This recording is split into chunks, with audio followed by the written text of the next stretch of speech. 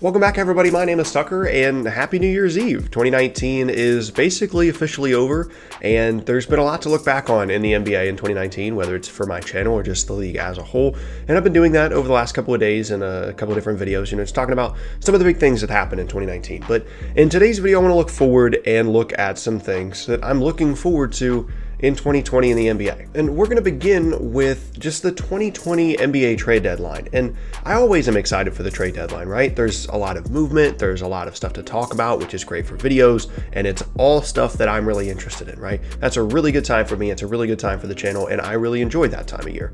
But this trade deadline specifically is really interesting for me because there's a possibility, sure, that it could be a really quiet trade deadline, and there might not be a ton of moves in terms of volume, but it's going to be really interesting because it's so much different than last year's trade deadline, in which there's a lot of teams kind of figuring out how to create cap space and not really caring too much about the championship chase. I mean, obviously there were a couple of teams that wanted to make themselves better for a championship chase, but with the Warriors being as good as they were, a lot of teams weren't really trying to be super good at the trade deadline last year, and even though the Raptors ended up winning, that was still the case for the last couple of years. But this trade deadline, things are wide open, which I'll talk about later, and there should be a good amount of marginal moves that should help teams try and push for a championship, adding a veteran, adding a shooter, adding a player off the bench, things like that.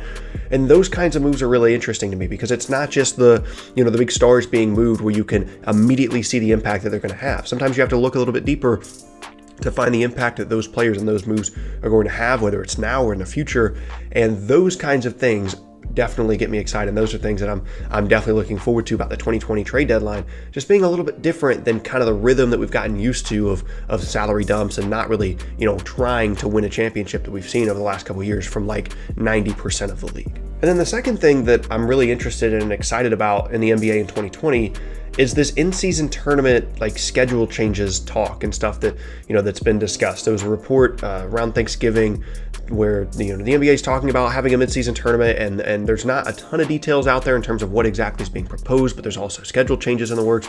And these are things that the in-season tournament was kind of out of nowhere, but in terms of the schedule change and lowering the number of games, these are things that have been talked about for so long, it feels like. And it's just so refreshing to see that the league and Adam Silver specifically are looking to actually make changes and improve and be proactive in the growth and the health of the NBA. And this would be such a positive step forward. So I'm really excited to see, it's not going to be implemented in 2020, but I'm really excited to see what exactly their ideas are, and hopefully that becomes a little bit more public and they say, this is what we're thinking for the structure of the tournament and the prize and how many games the season's going to be, because those kinds of changes are going to be really impactful, whether it's for player rest and load management, or if there's a first round pick involved in winning the tournament, or there's a cash prize or whatever it is. All that stuff is going to be really, really important and really fun to look through and kind of understand what the league wants to accomplish by making these changes. So I'm really excited, not necessarily to see that stuff because I don't think it's going to be implemented in 2020, but to see more details come out about that. Next up now, the third thing that I'm excited about the NBA in 2020 is similar to the trade deadline stuff, but just a different kind of 2020 free agency and just off-season in general, because last off-season was incredible and was probably my favorite time ever to be an NBA fan. And obviously there's personal reasons for that, but just in general, in terms of how many different things were happening and all the movement, it was just such an incredible time to be an NBA fan, and specifically a fan like me that loves the player movement, the trades and the free agency and the team building and all that stuff. But I'm kind of looking forward to getting back to a little bit more nuanced, look at the offseason and free agency, and not just saying this guy's a max player and this guy's a max player and they're going to go there and they're going to go there, but this player is restricted free agent. How much are they going to be valued? Is DeMar DeRozan going to turn down his player option? Is he worth a max? If he's not, where is he going to go? There's a lot of other options here other than just pick your 7 max players and where you think they're going to go. There's a lot more going on here, and I'm really, really interested to see, what happens there, because I think that's probably where most front offices separate themselves from each other is, not just, hey, that guy's worth a max, because a lot of people can do that, but valuing, certain players more than other teams and getting them on a bargain deal and making all these other trades so that they have the salary cap space and they're underneath the luxury tax. There's all these other things financially that I find really interesting, as well as just the trades and trying to improve your team, that I think is going to be a little bit refreshing, right? Instead of just seeing all these max players change teams, but a little bit more on the fringes and all the margins, like I talked about the trade deadline.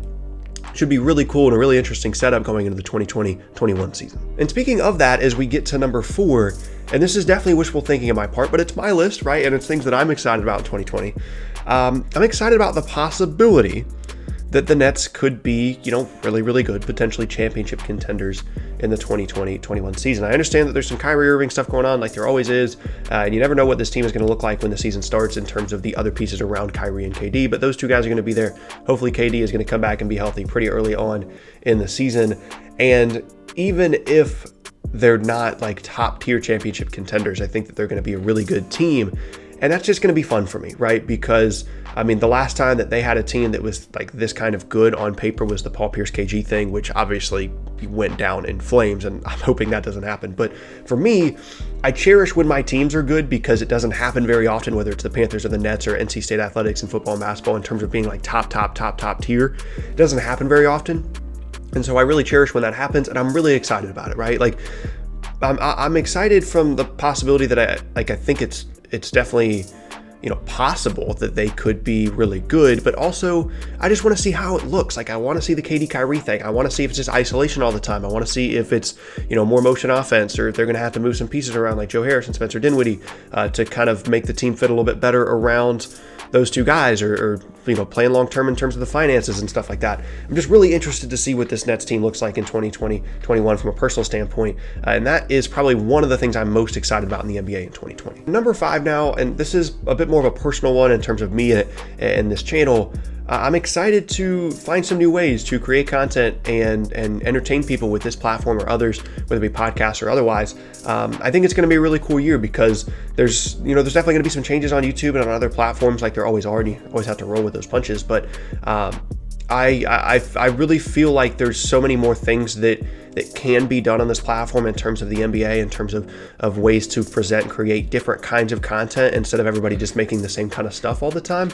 And I'm looking forward to being one of those people that kind of comes up with some of those new ideas and thinks a little bit more outside of the box. And again, whether it's podcast or whatever, I'm just really looking forward to continuing to do this more in 2020, but on a bigger scale and trying, just new different things. It's a whole new year, and it's going to be just a huge opportunity to continue to grow and continue to come up with new things. And I know I'm going in circles here, but essentially that's all I wanted to say is just continue to find new ways of making content that entertain people and make people happy and, make them more informed about the NBA. And that is just something I'm really looking forward to in 2020. And then last up, and probably most critically, I am so excited for the playoffs in 2020 because this is, I don't know if it's just because, we've had not the most competitive final series over the last couple of seasons. Obviously, we've had some good ones in there, but just we kind of knew it was going to happen before the season started, even if it ended up not happening. Like, we knew that the Warriors were going to be so good, it was going to be tough for any other team to beat them, and all the conversations were about, is this team good enough to beat the Warriors? But now it's like there's so many other teams involved, and I don't know if it's just that's making me so excited that it's just different and refreshing, or if it's just there's so many good teams that I just really believe that it's going to be such an outstanding, playoff season. But I can't wait. Like, I can't wait to see all the first round matchups and the respective conference finals. I think it's going to be an incredible finals.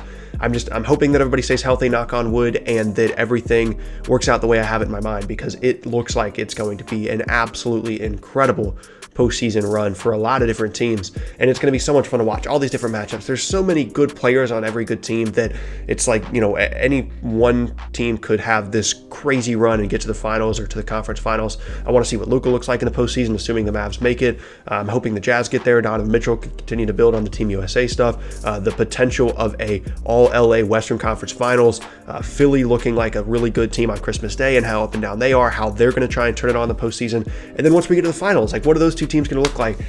It's going to be so much fun to watch, and I honestly can't contain my excitement, and that is the number one thing that I'm excited about in 2020. It's not the offseason, it's not the player movement, it's not the trade deadline, all that stuff that typically gets me really excited. It's the games, and I'm always excited about the games, but more so this year because there's just so much more intrigue. There's so much more to look into other than just, can this team beat the Warriors? There's so many other teams to look at, and I'm really excited, man. I can't wait for the postseason this year. And there you have it. That is going to be the end of today's video, and I thank you all very much for watching, and I thank you guys for an awesome 2019 on the channel. This has been at times an eye-opening year, at times a really up and down year, and at the end of the day, I love doing this for you guys, and I'm so glad that you guys enjoy the videos that I put out and that you continue to show so much support. And just thank you guys for making 2019 as great as it was. Again, it had some issues along the way, but you guys always showed support. Thank you guys, and like I said, I'm looking forward to what 2020 has in store. But like I said, that's going to be the end of today's video and of all the videos in 2019. Hope you guys enjoyed. Once again, my name is Tucker. If you missed any of my previous videos, then be sure to check out the boxes on screen. Thanks again, and I will see you all next year.